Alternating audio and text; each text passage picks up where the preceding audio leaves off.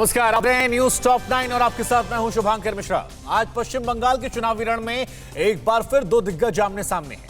एक तरफ ममता बनर्जी ने चोट के बाद पहली बार रोड शो किया, तो वहीं देश के गृह मंत्री अमित शाह फिलहाल पश्चिम बंगाल में जीत की हुंकार भर रहे हैं। इसी बीच ममता बनर्जी की चोट पर चुनाव आयोग के बयान से क्यों मची है खलबली?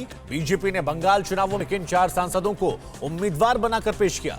बंगाल विधानसभा चुनाव से जुड़ी सभी बड़ी खबरें हम आपको दिखाते हैं टॉप 9 बंग युद्ध में। बंगाल एक बार फिर गृह मंत्री अमित शाह ममता सरकार को चुनौती देने पहुंचे हैं। खड़गपुर में अमित शाह का रोड शो जारी है। रोड शो के दौरान समर्थकों की भारी भीड़ जुटी है। ममता बनर्जी की चोट पर अमित शाह ने कहा, बंगाल की जनता सब कुछ जानती है। शाह ने बंगाल में 200 सीटें जीतने का दावा किया है। बंगाल की सीएम ममता बनर्जी ने व्हील चेयर पर आज कार्यक्रम में हिस्सा लिया। दीदी सबसे पहले कोलकाता के मेयो रोड पर गांधी मूर्ति पहुंची और हाजरा तक रोड शो में हिस्सा लिया। अस्पताल से छुट्टी के बाद दीदी की ये पहली रैली और सभा थी।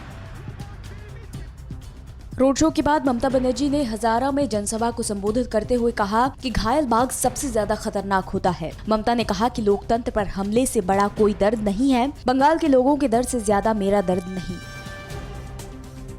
बीजेपी ने बंगाल में उम्मीदवारों के चयन में चौंकाने वाला खुलासा करते हुए 4 सांसदों को चुनाव मैदान में उतारा है। सांसद बाबुल सुप्रियो को टॉलीगंज, स्वपन दास गुप्ता को तारकेश्वर, निशित प्रमाणिक को दिनहाटा, लॉकेट चैटर्जी को चुनचुरा से टिकट दिया गया है।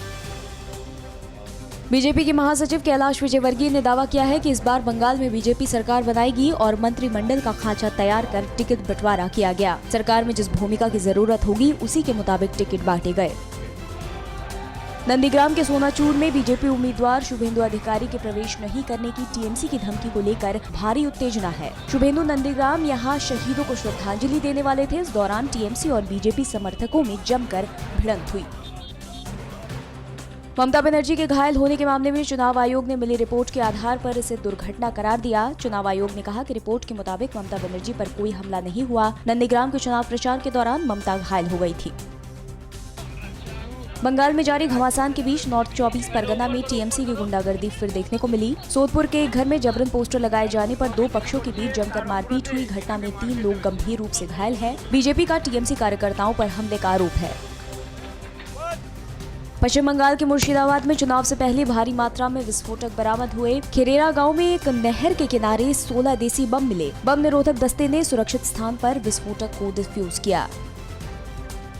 फिक्र आपकी, सोमवार से शुक्रवार रात 9 बजे सिर्फ टीवी 9 भारतवर्ष पर।